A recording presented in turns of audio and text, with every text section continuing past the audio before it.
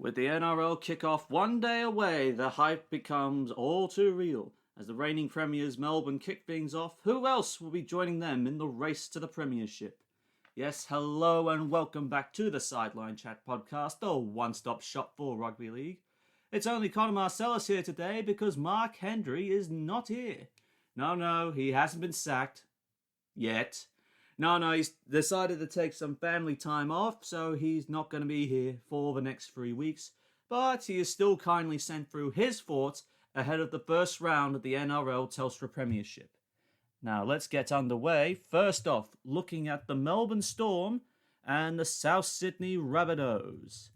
The Bunnies lining up 1 to 17 with Latrell Mitchell back at fullback for the first time since round 15. Joining him on the wing at the back three is Alex Johnston and Josh Mansour, the fresh recruit coming across from the Penrith Panthers. Dane Gagai and Campbell Graham, the centres. In the halves, of course, Cody Walker and Adam Reynolds, the skipper. A new look second row, Cameron Murray locking down the scrum with Jacob Host getting a start alongside Jaden Sewer. Up front, it is Tom Burgess, Damien Cook and Junior Totola. Off the bench, the biggest surprise of the week, Benji Marshall off the bench alongside Mark Nichols, Kian Koala-Matangi and Jai Arrow.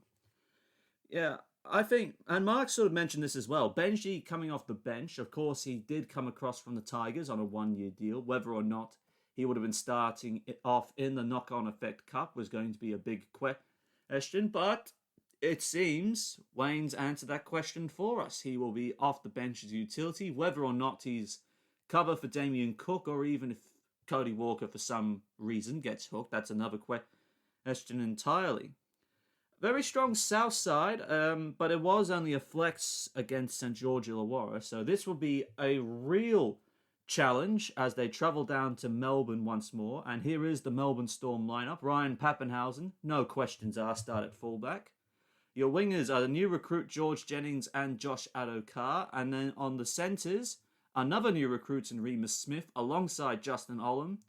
Halves are Cameron Munster and Jerome Hughes. In the forwards with no Dale Finucane, Nelson Asofa Solomona gets a first crack alongside Felice Kafusi and Kenny Bromwich. Up front, the new captain Jesse Bromwich, Brandon Smith and Christian Welch. And joining them off the bench, Chris Lewis, Tui Kamikamefa, Tom Eisenhoof and Nico Hines. Well, a new right edge with no Branko Lee available. They automatically decide Remus Smith into the centres, and that will allow George Jennings to come onto the wing, both with limited opportunities both at Canterbury and Parramatta respectively. So this will be a fresh test for Craig Bellamy with no Siliasi Vunivalu, but the biggest test of them all, it will be how will these new hookers go in the post-Cameron Smith era. Of course, Harry Grant's sidelined until Good Friday. Brandon Smith, the King Cheese himself, starts to off at dummy half. Hopefully, he does all right. He's spoken about wanting to play dummy half long term, and who knows, maybe a club or two might pick him up if Melbourne can't hang on to him. One concern for me about the Storm, though, apart from the obvious one, I'm looking at their bench, and it's a pretty light bench. Only one proper middle forward on there with two edge forwards. I'm sort of trying to get a read on it. Is it like a ploy from Bellamy to play two edge forwards in the middle because knowing he's going to have the problem with the 6 again for the 10-metre offside? Or is it just a matter of fitness that he's trying to experiment with this bench? Alternatively for South, they've got a bit of a heavier bench. So with the speed of the ruck and of the game now, will this backfire on one of these sides here? And Mark sort of made a point. Melbourne are facing a very strong Rabbitohs lineup, and it'll be interesting to see how Ryan Pappenhausen goes, because goal kicking will be a very big thing for the Melbourne Storm as well. With one of the best sharpshooters in the game, Adam Reynolds, against a relative newcomer in Ryan Pappenhausen. So this could be a very interesting should this get tight with 10 minutes to go. If Melbourne contain the South centres, which played a big part in the Charity Shield, disguising Reynolds, Mitchell and Walker, I think they can grind us out defensively as they have demonstrated. but there's a real danger that South could break this thing open. But at the same time, the biggest factor will be the Melbourne home crowd. This will be the first game played back in Victoria since June. That's a pretty long wait. That's close to a 9-month wait. That's literally an entire season's length. So, it's prediction time. Who do we think is going to get over the top? Well, from Mark's thoughts, he thinks both sides are looking to start off strong, but it will go down to a golden point match, first one of the season. What a good way to open up. And he thinks the Melbourne Storm will come away with a 1-point win. Well, I think there's a lot of factors to play into this. A, if Melbourne can contain the centres, that exposes how they attack with the sweep plays at the spine. And at the same time, if they can limit the amount of impact the Rabbitohs forward pack can make, I think they can grind out a very strong defensive win of their own. I'm going to say the Melbourne Storm to win 1-12. So unanimous decision there. Not that he's here to offer up any more thoughts on the matter. Moving on, we have got the Newcastle Knights up against the Canterbury Bulldogs. Canterbury coming into this after a very profitable off-season recruitment drive. Corey Allen, the former Rabbitohs fullback, he now starts for us. Nick Meaney and Dallin Watene-Zelezniak are your wingers. Will Hopewati and Nick Kotrick in the centres. Jake Averillo getting his first start at 5'8", alongside new halfback Carl Flanagan. And in the forwards, it is the captain Josh Jackson packing down with Adam Elliott and Corey Waddell in the second row. And up front, Ofahiki Ogden, Sione Katoa and Jack Hetherington. And off the bench, the biggest surprise package in Canterbury's colours, Bradley Dietz, the former North Sydney Bear. He comes onto the bench with the exemption of Jeremy Marshall-King not being there. Renouf Atoni, Raymond Faitala-Mariner and Dylan Napa. So this will be interesting. Trent Barrett's first premiership match in 3 years, taking charge of a Bulldogs side that has not won, ironically, since he first stepped into the head coaching role round 1 2016. So there's a lot of irony to this, and on the good side, a good record in Newcastle as of late, with the last 6 games having come away with a positive result. And speaking of the Newcastle Knights, Tex Hoy starts at fullback, Stafford Toa and Gahamet Shibasaki are the wingers, Inari Tuala and Bradman Best make up the centres. In the halves, Kurt Mann and the freshly re-signed halfback Mitchell Pearce. In the forwards, Connor Watson starts his first game at lock forward, Tyson Frizzell and Mitchell Barnett make up the second row. And up front, David Clement and the co-captains Jaden Brayley and Daniel Safiti. Joining them off the bench, Suaso Su, Jacob Saifiti, Josh King and Brodie Jones. So it'll be interesting to see how Adam O'Brien's side goes, with Connor Watson starting in the lock forward role and Jaden Brayley given the captaincy in the off-season and been named to start for the first time in close to a year after he went down with an ACL injury in round 2 against the Tigers. Big thing, missing Kalen Ponga and Edric Lee from the lineup immediately, with Blake Green to be due back after the Easter period.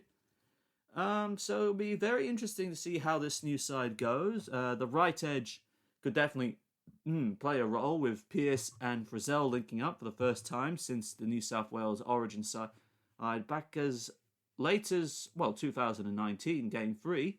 So a familiarity of combinations, and they'll be looking to try and exploit the Bulldogs' right edge of Watene-Zelezniak, Hopewati, Flanagan and Corey Waddell after they were picked off by the Sharks in the trial.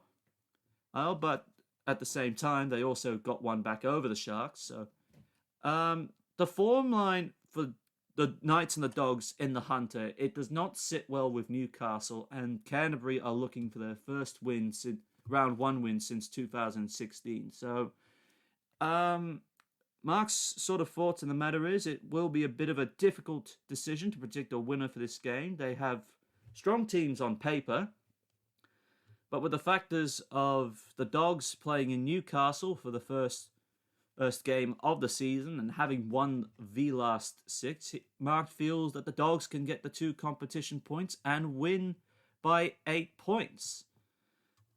Well, that is very optimistic for a Dragon supporter, but yeah, we just like to have a bit of a joke about that. I think the big thing will be how Avarillo and Flanagan go, because there was a lot of talk about who was going to start alongside Flanagan after the, basically the revolving door of halves reviews from Brandon Wakeham to Lachlan Lewis to Jack Cogger. Could this be the halves combination that unlocks Canterbury as a side on the climb? And of course, he also mentions Bradley Dietz after his good performance in the trial against the Shah. So it's a bit of an interesting waiting game, he says, on how Trent Barrett will use him. Well, we can only imagine he might come on late or he could come on early, depending on what is required at the time.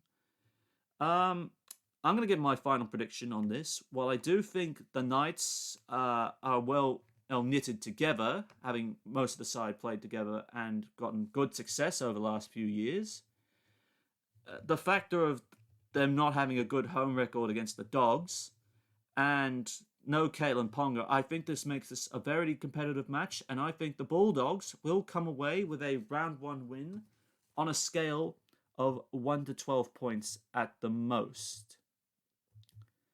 Now, the main Friday night game, we look at the Brisbane Broncos and the Parramatta Eels. The captain for the Eels, Clint Gutherson, lines up at fullback, Micah Sevo and Blake Ferguson the wingers. Tom Opacek gets his first start in the centres alongside Walker Blake. In the halves, it is Dylan Brown and Mitchell Moses. The forwards are made up of Nathan Brown, Sean Lane and Ryan Madison. And up front, it is Regan Campbell-Gillard, Reed Marnie and Junior Paulo. And joining him off the bench, Oregon Kafusi, Isaiah Papali'i, Keegan Hipgrave and Will Smith. Sort of Mark's overall thoughts on the Parramatta side is, of course, the most notable change in that lineup is Tom Opacek coming in for the now discarded Michael Jennings. And apart from that, there are no real changes there. And it's a very menacing pack with Campbell-Gillard and Junior Paulo starting up front. And with Paulo to be one of the danger men in the side, as having been challenged by Brett Arthur to become the Eels' enforcer, as it were. Hayes Dunster, many people were thinking he might get a start in the centres this year, before Opacek came in over the top. How many games will he play this season? Well, it'll be interesting to see, alongside other notable names, Jordan Rankin and Joey Lussick, the former Salford dummy half. I think the big thing for the Eels will be trying to work out, considering they swapped their halves and edges around in the trial match against the Penrith Panthers. So it'll be interesting to see how they respond to that, as well as the overall speed of the game. As for the Brisbane Broncos, Kevin Walters has given Jermaine Asako the first start at fullback. Xavier Coates and former Catalan winger David Mead will start for Brisbane. Herbie Farnworth and Tessie New make up the centres. In the halves, it is the maligned $1 million man Anthony Milford and Brodie Croft getting a second chance in Broncos colours. Pat Carrigan's packing down the scrum with the captain Alex Glenn and Jordan Rickey. Firebrand Tavita Pangai Jr. starts up front with Jake Turpin and Matt Lodge. And off the bench, John Asiata, Tom Flagler, Ethan Bollamore and the veteran Ben Teo. With the Broncos, they will be looking to have a much improved side for the 2021 season. But it's not good when you've got the Eels to open up against. David Mead gets his first shot at an NRL return, having played for the Catalans Dragons in the last 3 seasons. And the biggest story here, that Brodie Croft gets the nod to start at halfback over Tom Dearden, as well as John Asiata coming off the bench, hoping to provide something more of a spark, whether it's in the middle or in the halves, if necessary. I think the biggest problem with the Broncos is they're still experiencing a lot of the 2020 problems. They started off the 2021 testimonial match against the Cowboys in fine fashion and were in a commanding lead, but they were unable to defend that lead, and they just sort of stopped attacking as the Cowboys grew stronger both in defence and attack. So I think the big problem is, if this game is tight, will the Broncos be able to stand up and take charge if the Eels are starting to run out of steam? or will Parramatta come over the top of them, trying to take advantage of the change in how their edges are structured defensively? He's sort of like Dylan Brown and Sean Lane coming over to the right side, probably to try and prop up Blake and Ferguson's and exposed defensive edge, or will it just be the case that the Eels are too strong for the Broncos and they'll just run away with it? Well, let's have a look at what Mark says. Well, he reckons if there's anything to go by from previous years, the Eels should destroy the Broncos.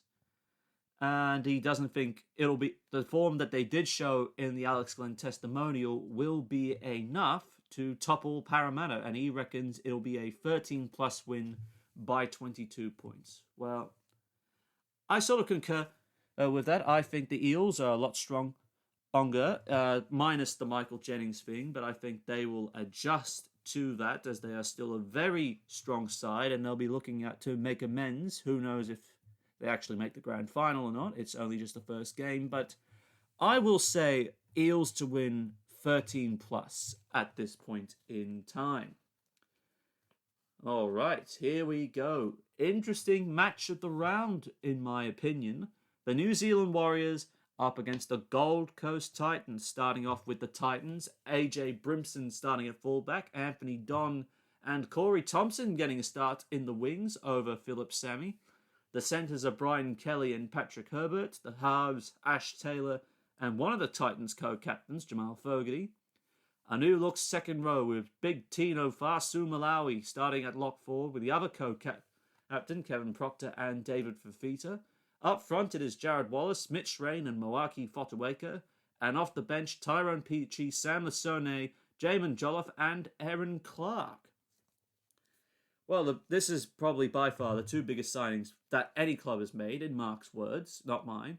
But generally speaking, David Fafita and Tino Fasu Malawi are making their proper Gold Coast Titans debut. So it's a bit of a question how much of an impact they'll make, considering the closeness of the trial match they played up at Lismore, where that was broken, where it was maintained as a 12-all deadlock at full time. So it'll be interesting to see how they've got the cattle to try and break through, knowing now that there are competition points on the line and first up bragging rights.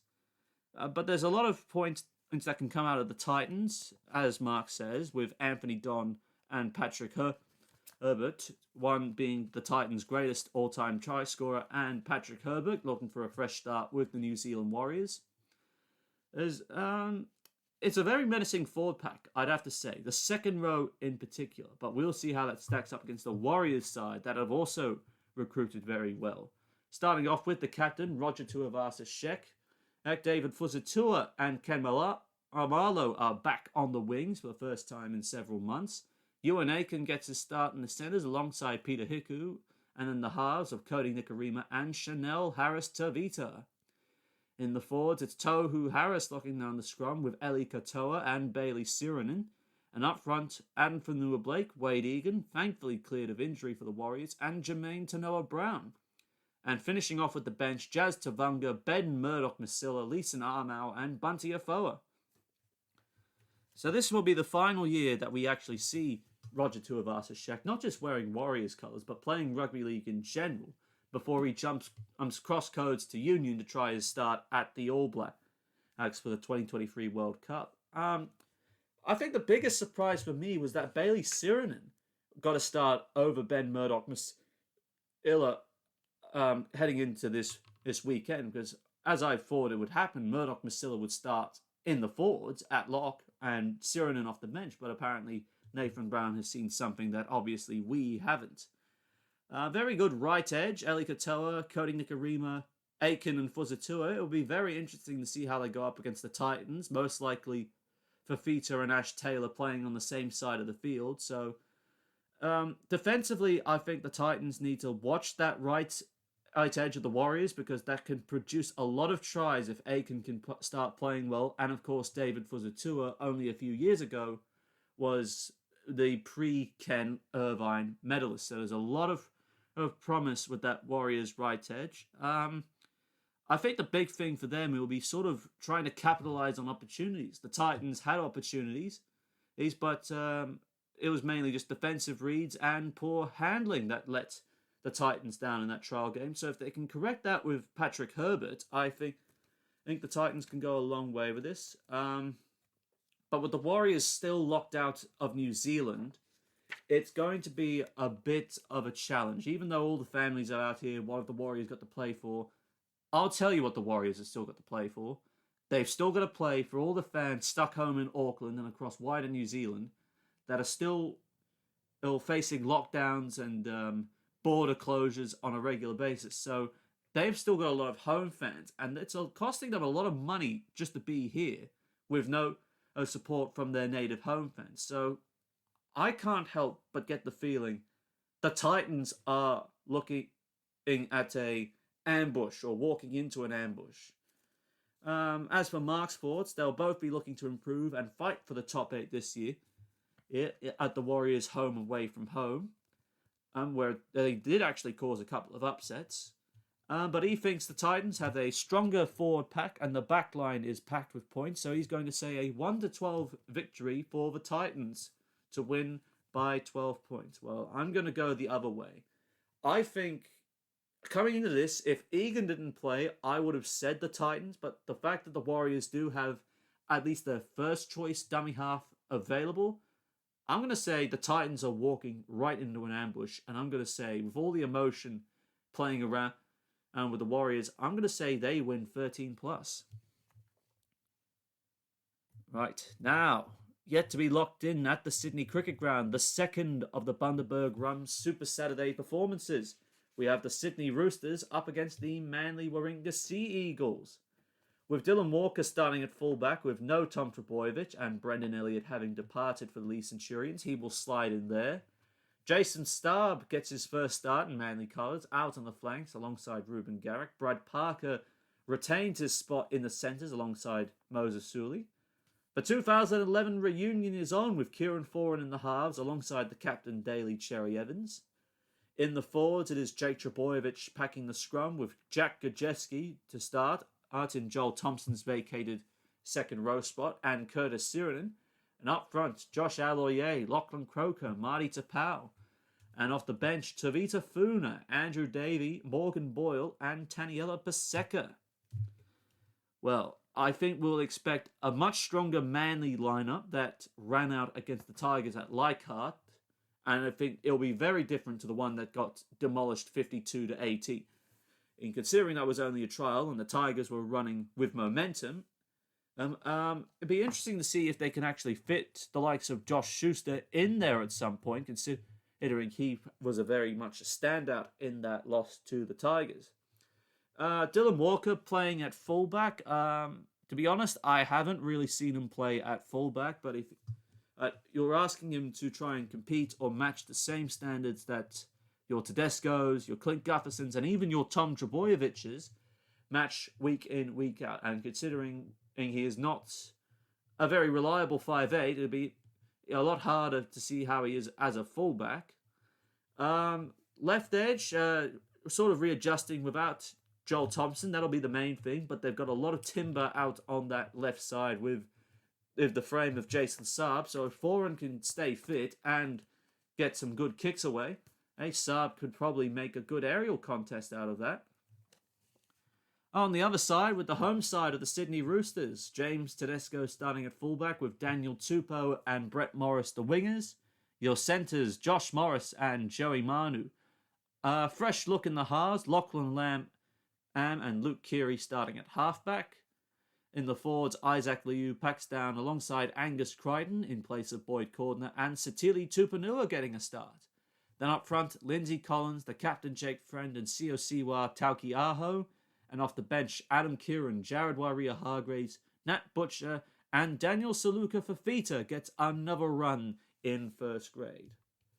Well, I think Boyd Cordner is going to be a big loss for the Roosters, considering he's been forced to stand down for at least 3 months due to ongoing concussion issues. A lot of questions about whether or not he's going to be medically retired.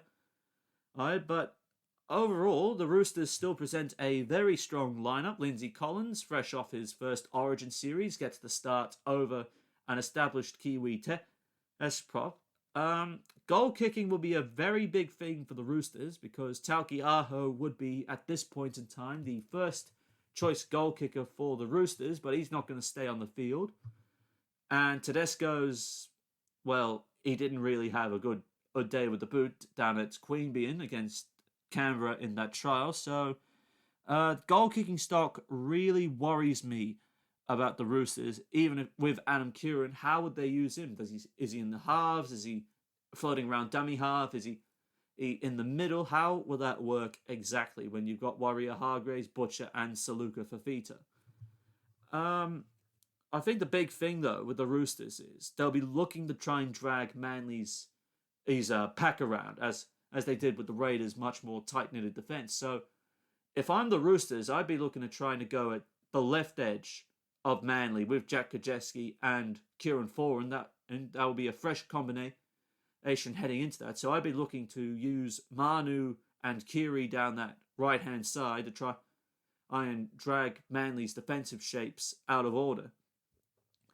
As for Mark's thoughts on the matter, before we get to that, the other problem with Manly, they're still lacking a quality dummy half, as Manly legend Peter Peters has said during the week, I think via Fox Sports, that he reckons Manly are a wooden spoon contenders because Manasseh Fainu is still not available, as he is under the NRL's no-fault stand-down policy, and with only Tavita Funa on the bench as a outside back utility. It's sort of a trend that's starting to occur, and we'll get more into that as we go further down on the team list. But I think Manly have got a lot of problems, and I don't know if they can solve them straight away, but the stopgaps, it'll be a big question to see how exactly they go. And of course, Schuster could as well take a bench spot, but if there's one to be a late change made by Desi Hasler, whether it's Funa or Andrew Davey, the oldest debutant in the NRL, whether or not he stays on the bench proper, that remains to be seen. Mark's sort of thoughts, even though Manly are without Tommy Turbo, it will be a good game, close, with Kieran Foran coming back. But overall, with all the problems Manly are suffering, with no recognised fullback, no recognised dummy half, and the questions are over Kieran Foran's body that can still linger at this point in time, he says that the Roosters will win by 10 points at the end of it all. I think the Roosters will also win 1-12. I'm looking at just as the ruck around Manly is not very strong with no recognised dummy half, and they got with Croker and Kate Cuss working in tandem the other win and at full strength. So I think the Roosters will pull Manly around the park, and even without goal kicking, I think they'll probably score enough tries to tip the scales in their favour. So I'm going to say the Roosters 1-12.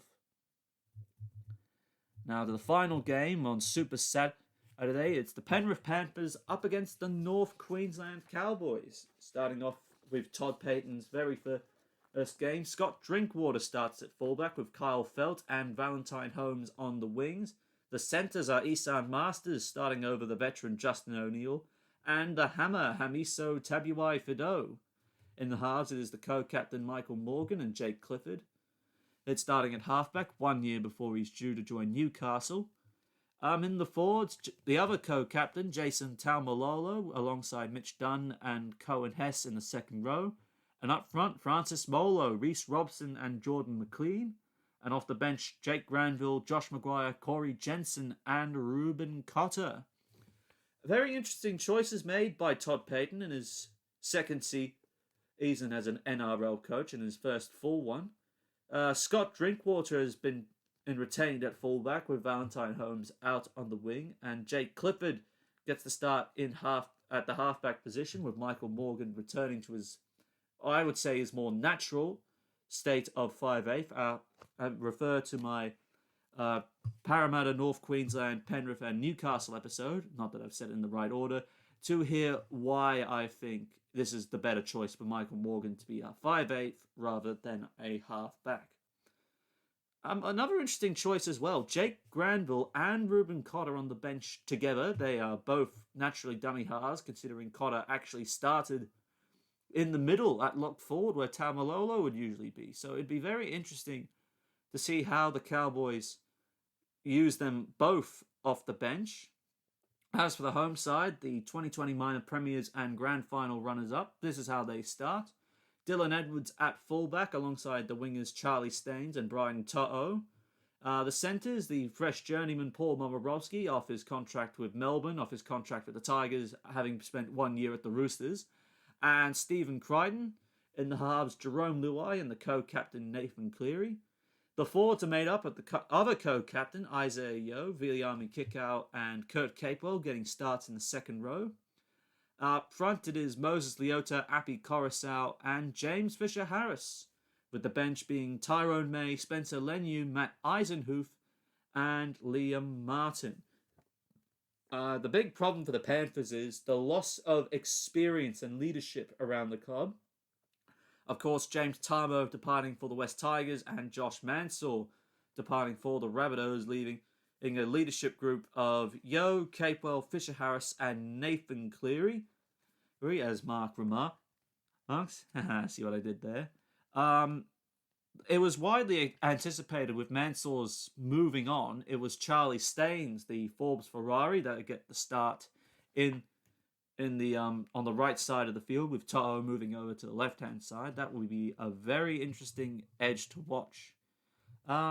Personally, the Panthers, I don't think they'll do well, but I would think they would start well enough that they're in a good enough position come round 25 at the very latest to this point in time. And of course, Paul Momorowski offers up very good goal-kicking depth as that.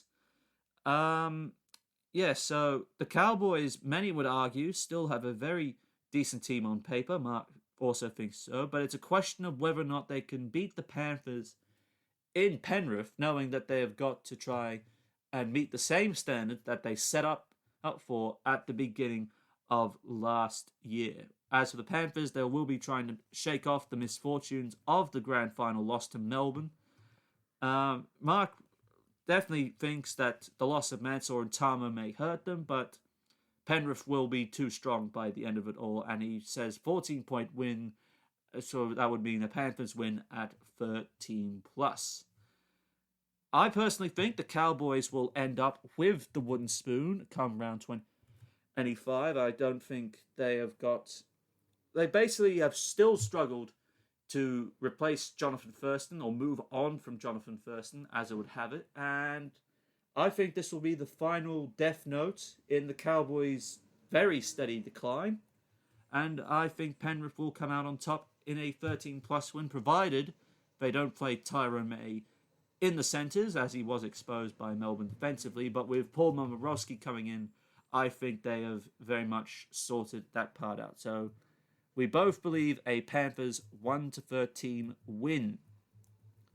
Now, for the first of the Sunday games, we have the Canberra Raiders up against the West Tigers. The Tigers have been making some steady moves in the off-season, sort of under the radar type stuff. Dane Laurie getting his first start in Tigers colours, with David Norfoluma and Asu Kepaoa getting a start on the wings. The centres are James Roberts and Joey Leilua. In the halves, it is Moses Mbai at 5'8" and Luke Brooks at halfback. In the forwards, Alex Twile locks down the scrum with Luke Garner and Luciano Leilua.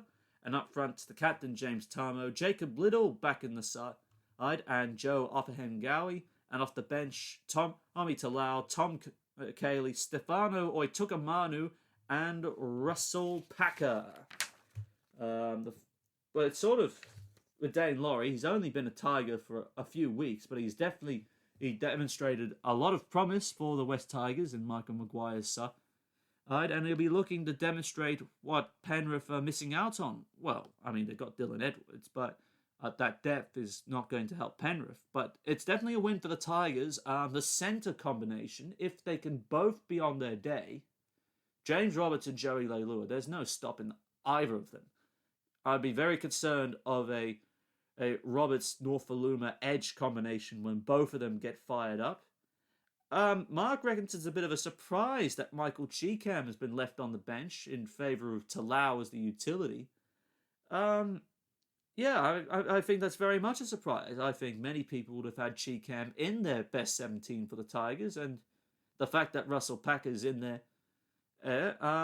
well, I mean, second chances. He's on the last year of a very rich 4-year deal, so it'll be interesting to see how he goes, whether he can offer up some impact or some leadership around the ruck. As for the Canberra Raiders, it is Chance Nickel-Klokstad starting at fullback with Bailey Simonson and Jordan Rapana on the wings. The centres with no Jared Croker, just probably for 1 week. Sebastian Chris back in the lineup and Curtis Scott. The halves are the Dalian 5'8" for the year, Jack Wyden, and halfback George Williams. In the forwards, it is Joe Tarpany locking down the scrum with Hudson Young and Elliot Whitehead.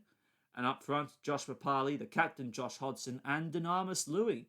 And off the bench, Saliva Havili, Ryan Sutton, Sia Soliola, and Ryan James. Well, all I want to say personally, I think it's very good that Ryan James is getting a start here. He's had a horrible last 2 years with ACL injury, so good on him. Hopefully he does well, and hopefully he doesn't do his ACL again. I suppose with Sebastian Chris, he was not seen throughout the 2020 season at all because he was dealing with some personal leave. I believe the casualty ward had it listed as last.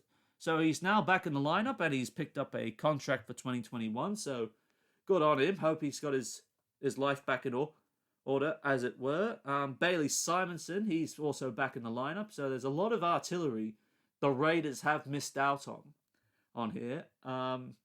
And I think the main game plan will be to try and go at the Tigers forwards with momentum. With Hodgson back in the lineup, it also means they don't have to rely on two hookers like Havili and Tom Starling, despite their good form as well.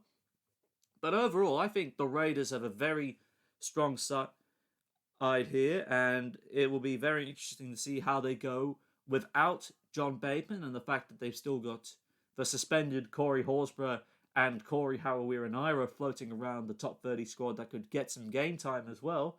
There's a lot of good depth that the Raiders can work with here at the moment. And so, yes, anything can happen at training between now and Sunday noon, as Mark has mentioned, with the depth the Raiders have. So I'd be in safe hands if I were a Canberra fan to play some, just round the ruck, forward momentum, trying to challenge the Tigers' big boppers through the middle, and it'll be a very good test of James Tarmo's leadership early, as he is the West Tigers captain going into this, and fresh opportunity for Jacob Little to try and nail down the spot that Harry Grant held for most of the 2020 season from the restart proper. Mark sort of remarked that of course, the Tigers and the Raiders both played well in their respective trial matches, albeit the Raiders losing to the Roosters at the back end of it, and the Tigers obliterating Manly, but I think many people would think that is a false positive of how the Tigers are going to perform.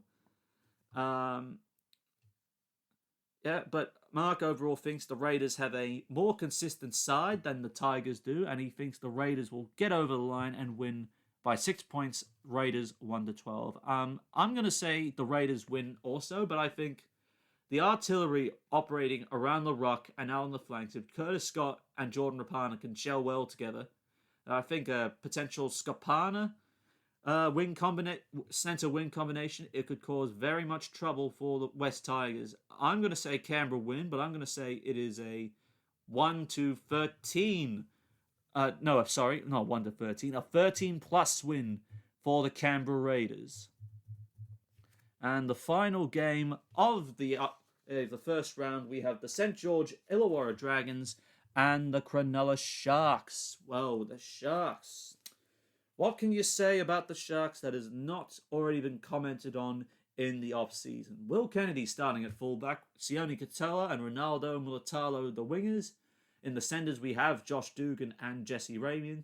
In the halves, it is Matt Moylan making his first start at 5'8" for the year, and Chad Townsend. In the forwards, Toby Rudolph locks down the scrum with Britton Nakora and the captain Wade Graham. And up front, it is Braden Hamlin-Ueli, Blake Brayley and Aaron Woods.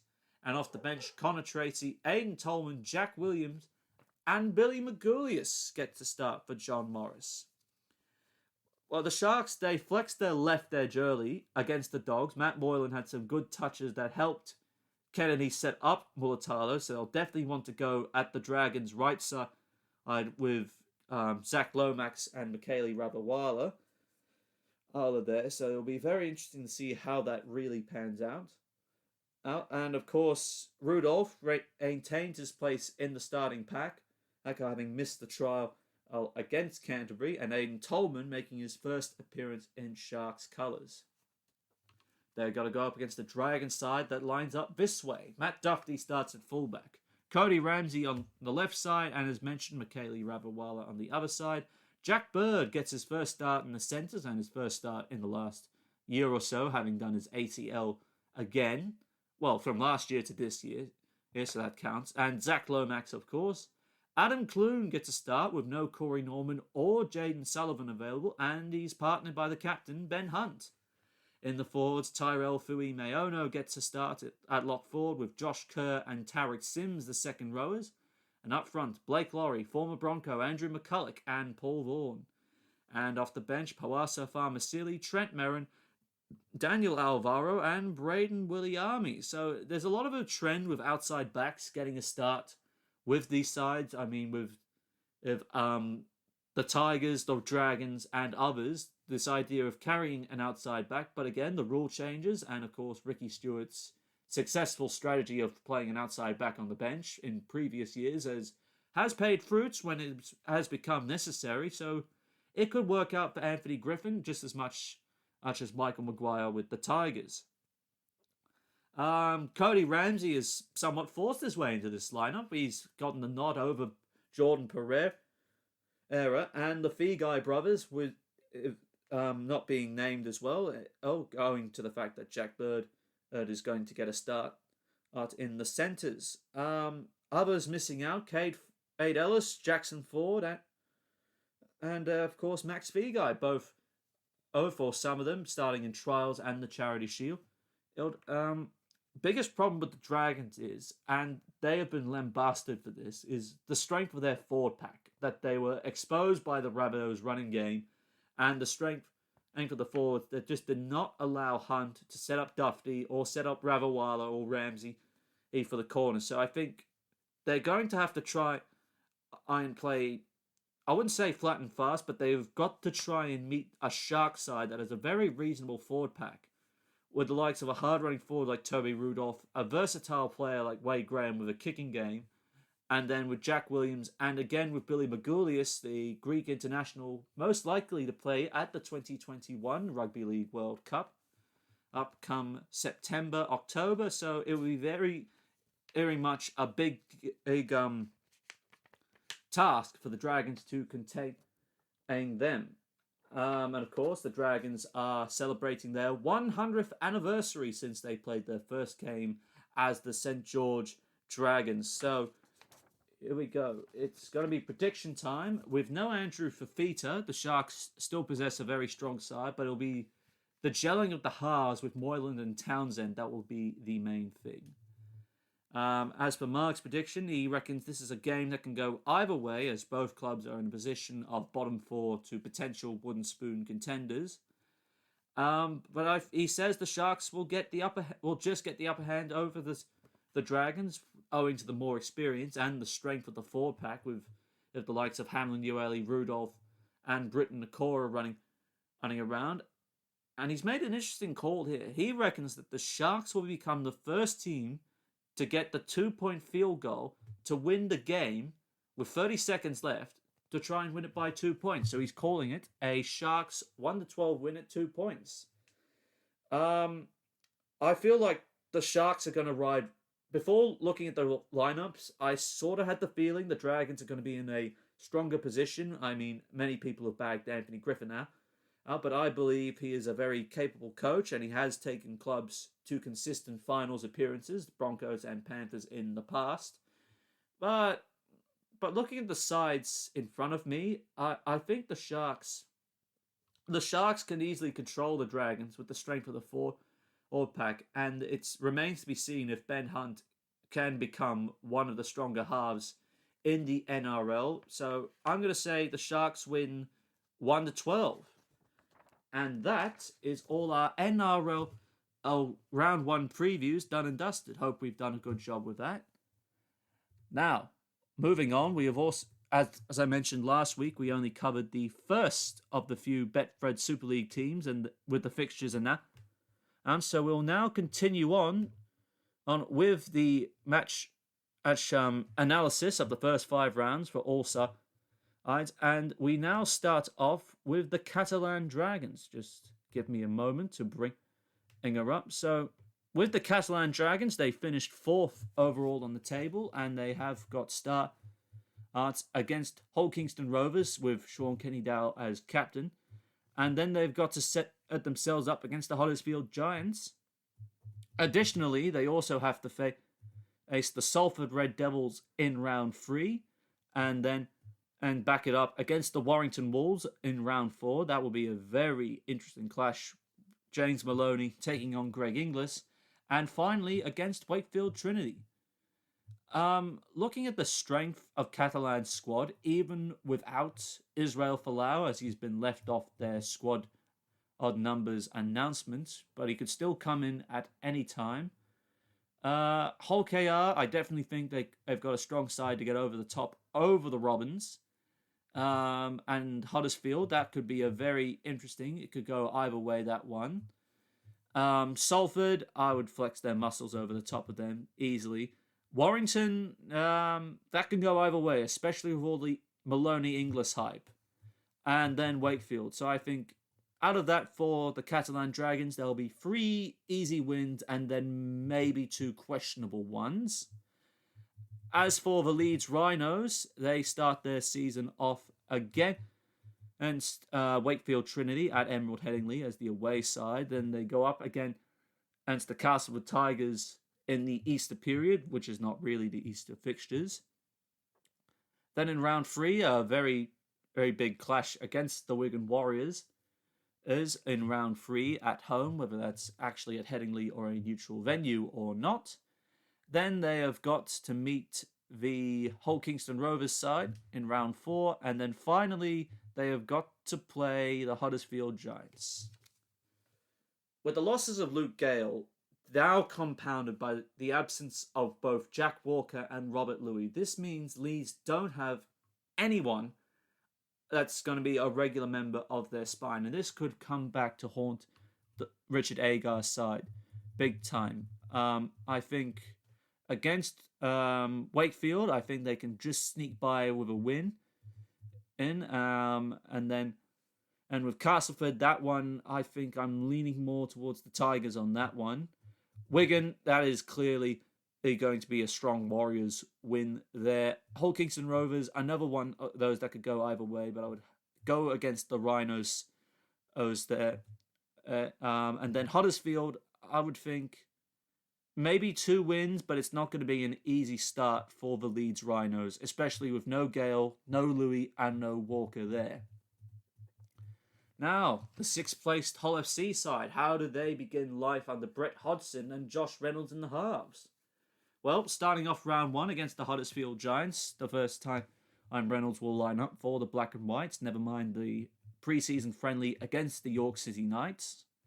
Then they have got the Salford Red Devils, who basically destroyed them 54-18, one of the first times they met after the restart. Round 3 up against the Warrington Wolves, never a good time to play Warrington.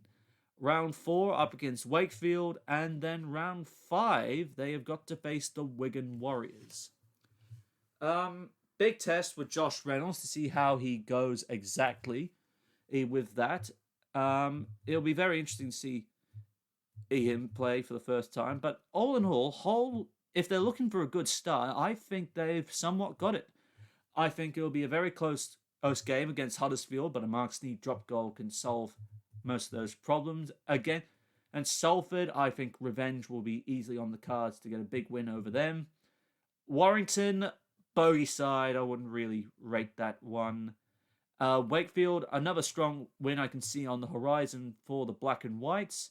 And against Wigan, no, not against Wigan. So 2 losses and 3 wins for Hull FC. I think that'll be a very good start for the Black and Whites. As for the Huddersfield Giants, we've just talked about them. They be a tight one against Hull, albeit losing. Against the Catalans Dragons, I think if James Maloney flexes the muscle and links up well with Mike McMeekin, Catalan are going to run right down the right edge. Hull Kingston Rovers, I think that's where they secure the first win of the season for Ian Watson, a bit of a shaky start. Against Leeds, I definitely think they'll get up over the top. No, against St Helens, the reigning champions. Yeah, that's not going to go down well at all for the Giants. And then the Leeds Rhinos. Depends if Luke Gale's back or not, but the way Leeds' spine has been generally weakened, I'm not so confident about that whatsoever. And finally, the 8th place side, the Castleford Tigers, starting off against the Warrington Wolves, a very interesting clash, but I think Warrington might come away with the win there. Then back it up against Leeds, without the aforementioned players in the spine, I think the Tigers come away with the win. Against Lee, it'll be a steamroll all in round 3. Round 4, up against the Wigan Warriors. They have not played well against Wigan as of late, and I would think Wigan gets the nod there. And then finally against Salford, so I would think 3 to 4 wins in the first 5 rounds for the Tigers. And that is full time from me. Keep an eye out for the question of the week, and the results are in from 2 votes from the question of which fullback performed better in the Charity Shield. I believe the 2 votes were in favour of Latrell Mitchell. So that is a very good result there from the 2 votes. Leave a comment down below if you like this question of the week concept. Join us again next week, as we'll be taking a look back over the NRL Round 1 season and be giving our thoughts on Round 2. If you like what you see and hear here, leave a like and subscribe to the Sideline Chat podcast channel so you never miss a week. Until next week, hope you enjoy the NRL's first week. This has been Connor Marcellus. Bye for now.